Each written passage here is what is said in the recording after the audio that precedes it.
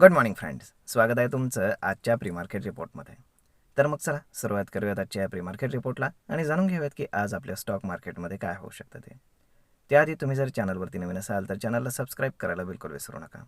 तर मग चला सुरुवात करूयात आजच्या व्हिडिओला.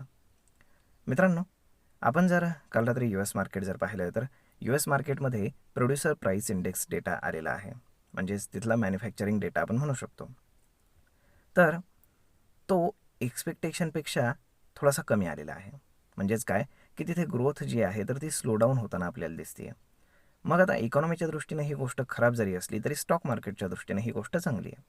कारण त्यामुळे काय होत असतं, ज्या सेंट्रल बँक्स आहेत म्हणजे US ची जी सेंट्रल बँक आहे तर ती रेट हाईक करणार नाही तर उलट रेट कट करू शकते.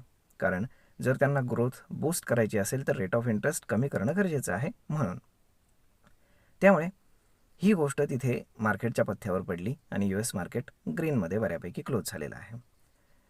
त्यामुळे आपण जर पाहिला तर ग्लोबल मोमेंटम आज जो आहे तर तो फ्लॅट टू पॉझिटिव्ह असा आपण म्हणू शकतो.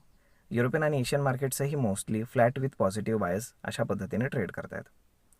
जर आपण मिडल ईस्टमध्ये जर पाहिलं तर अजूनही कुठलं कॉन्क्रीट सोल्युशन येताना दिसत नाही आहे.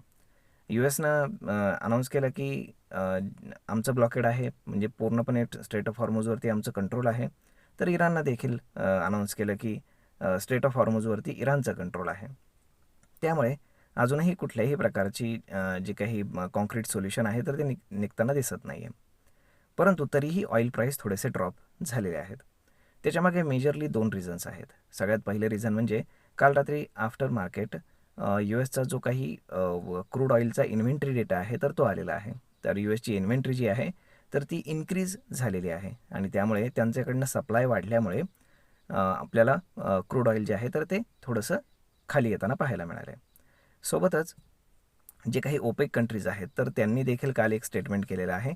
त्यांनी जे येणाऱ्या नेक्स्ट फायनान्शियल इयरमध्ये म्हणजे चालू फायनान्शियल इयरमध्ये जे काही फोरकास्ट आहे ऑइलचं तर त्याची डिमांड कमी होईल असं त्यांनी सांगितलेलं आहे त्या फोरकास्टमध्ये. त्यामुळे साहजिकच आहे की ऑइल प्राईजवरती थोडंसं प्रेशर आल्याचं पाहायला मिळतं. परंतु या स्टेटमेंटचा अर्थ असाही होतो की जगामध्ये ग्रोथ जी आहे तर ती थोडीशी स्लो डाऊन होऊ शकते. कारण पूर्ण जग हे ऑइलवरती चालतं. जर ऑइलची डिमांड जर कमी होणार असेल असं जर फोरकास्ट असेल तर आपण म्हणू शकतो की ग्रोथ थोडीशी स्लो डाऊन होऊ शकते. म्हणजेच काय, एकाच वेळी ही बातमी स्टॉक मार्केटसाठी बूस्ट करणारी प्लस स्टॉक मार्केटला प्रेशर करणारी दोन्ही गोष्टी दोन्ही बाजूनं असू शकते. त्यामुळे आता याचा ॲनालिसिस जे मोठमोठे इन्व्हेस्टर्स आहेत, मोठमोठे पोर्टफोलिओ इन्व्हेस्टर्स आहेत ते कशा पद्धतीनं करतात त्याला खूप जास्त महत्त्व आहे.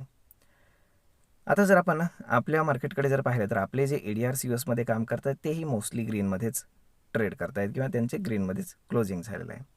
परंतु आपण जर गिफ्ट निफ्टी पाहिलं तर गिफ्ट निफ्टीमध्ये हे सगळं काही इंडिकेट होताना दिसत नाही आहे. गिफ्ट निफ्टी इंडिकेट करते की मार्केट ऑलमोस्ट फ्लॅट ओपन होईल. जर आपण इन्स्टिट्यूशनल ॲक्टिव्हिटी पाहिली तर FIS-DIASच्या डेटामध्ये काल FISनं 500 कोटींचं सेलिंग केलेलं आहे. त्याच्या अगेन्स्ट डोमेस्टिक इन्स्टिट्यूशन्सनं 4000 कोटींचं मॅसिव्ह बाईंग केल्याचं पाहायला मिळतं. आता जर आपण टेक्निकली जर पाहिलं तर डेली कॅन्डल आपल्याला काल अशी बनलेली दिसते की मार्केटमध्ये जेव्हा मार्केट खाली जातं तेव्हा तिथे आपल्याला एक बाईंग प्रेशर पाहायला मिळते. परंतु मार्केट एका कन्सॉलिडेशन झोनमध्येच मोस्टली आहे. जर आपण ओपन इंटरेस्टच्या हिशोबाने कॅल्क्युलेशन करायचं पाहिलं तर डाऊन साईडला 24,000 म्हणजे पहिला 24,200 परंतु मेजर 24,000 आणि अपसाईडला 24,500 या झोनमध्ये मार्केट मोस्टली ट्रेड करतं आहे. त्यामुळे आता नक्की कशा पद्धतीनं मार्केट पुढे ड्राईव्ह होणार ते पाहणं खूप जास्त इम्पॉर्टंट आहे. तर अशा पद्धतीनं आज जास्त पॅनिक सिच्युएशन जगामध्ये कुठेच नाही आहे, ना फार आनंदाचं वातावरण आहे. त्यामुळे market mostly flat with positive bias असं राहण्याची पॉसिबिलिटी आहे. तर मग आता जर आपण बाकीच्या गोष्टी जर पाहिल्या तर काही स्टॉक्स हे फोकसमध्ये राहू शकतात, जसं की IDFC फर्स्ट बँक.